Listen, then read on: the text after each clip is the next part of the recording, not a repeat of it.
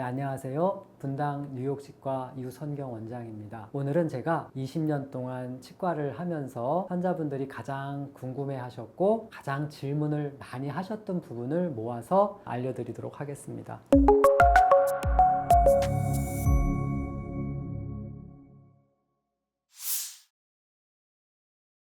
교정은 어떤 경우에 하게 되나요? 교정을 하는 목적은 크게 두 가지, 심리적인 목표의 회복, 기능적인 목표의 회복, 두 가지를 동시에 생각할 수 있을 것 같습니다. 통상적으로는 부정교합이 있는 경우에 부정교합을 해소하기 위해서 하는 것이 일반적인 교정의 목적인데, 그런 부정교합을 통해서 어떤 부분이 개선이 되는지 알아보면 좋을 것 같습니다. 우리가 얼굴의 형태가 비대칭이 있다든지 좌우에 턱 길이가 닳아서 치아가 한쪽으로 치열이 틀어져 있거나 턱이 틀어져 있다든지 턱 관절이 불편하든지 입꼬리 평행선의 높낮이가 다르다든지 편두통이 생긴다든지 이런 부분들이 부정교합에서 일어날 수 있는 부분들입니다. 평상시에 자세를 생각해 보시면은 오른쪽만 계속 쓰시는 분들, 오른쪽 왼쪽에 밸런스가 좀 깨져 있죠. 치아의 부정교합이라는 말을 쓰듯 이 밸런스가 깨진 상태를 얘기합니다. 몸에도 좌우의 균형이 안 맞고 척추뼈가 휘어져 있고 골반뼈가 휘어져 있고 자세가 꾸부정하고 한쪽으로 틀어져 있으면은 부정한 자세지요. 자세가 틀어져 있는 거하고 연관시켜서 생각하시면 똑같습니다. 부정교합은 치열의 위아래 맞물림이나 좌우의 비대칭이 깨져 있는 상태인데 이것은 다른 악 영향을 많이 미치게 되지요. 교정은 왜 그런 비보험 진료예요? 기능적인 것도 좋아지는데? 교정 중에서 보험으로 되는 항목도 있어요. 사각턱이 아주 심해서 밥을 먹기 힘들 정도로 기능이 떨어져 있는 그런 경우에 제한적으로 보험을 통해서 교정이 가능합니다. 나이가 많아도 교정해도 되나요? 네, 교정은 사실 나이는 상관이 없습니다. 보통 청소년기에 많이 했던 이유는 그 당시가 치아 움직임도 쉽고 아이들 성장, 발육 과정에서 부정교합으로 나타날 수 있는 여러 가지 문제점들을 해소하기가 좋은 시기이기 때문에 중학교, 고등학교 시절에 많이 했고요. 성인 교정도 가능하고 현재는 많은 분들이 하시는데 청소년기에 비해서는 아무래도 교정 치료의 속도가 조금 늦어지는 경향이 있습니다.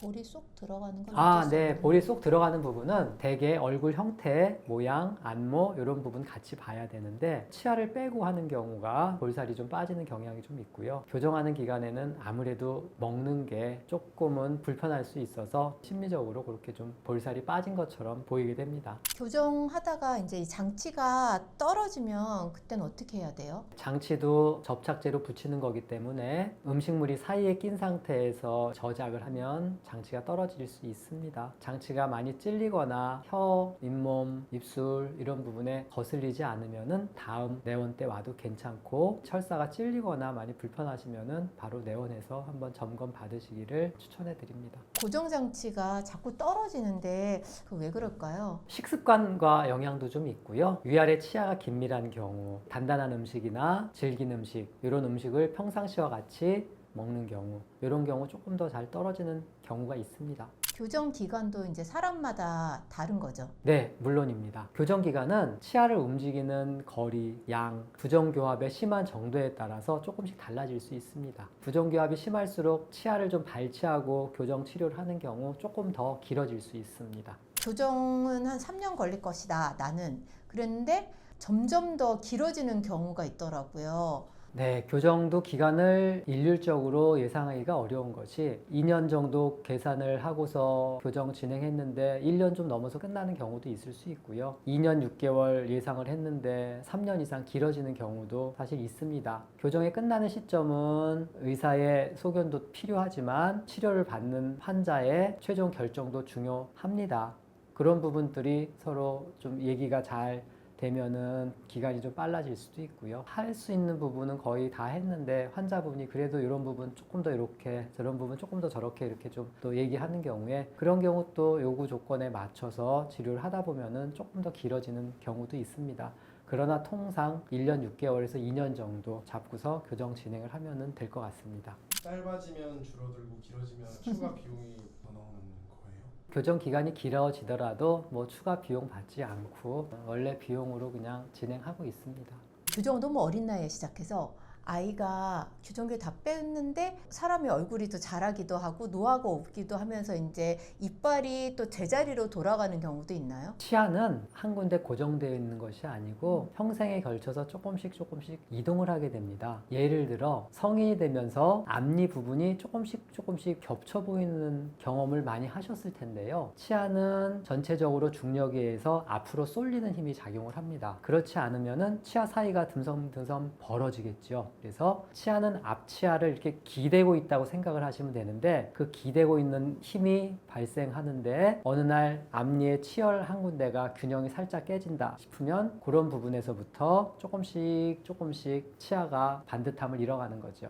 그래서 그런 부분들을 방지하기 위해서 교정 후에 안쪽에 유지장치를 붙이기도 하고 밤에 끼는 유지장치를 추가로 제작을 해서 사용하기도 합니다. 어쨌거나 치아는 평생을 거쳐서 조금씩 이동을 하기 때문에 교정이 끝난 치아도 조금씩 이동하려고 하는 성질이 있다는 걸 생각해 주시면 이해가 될 것 같습니다. 유지장치 그런 거는 평생 해야 돼요?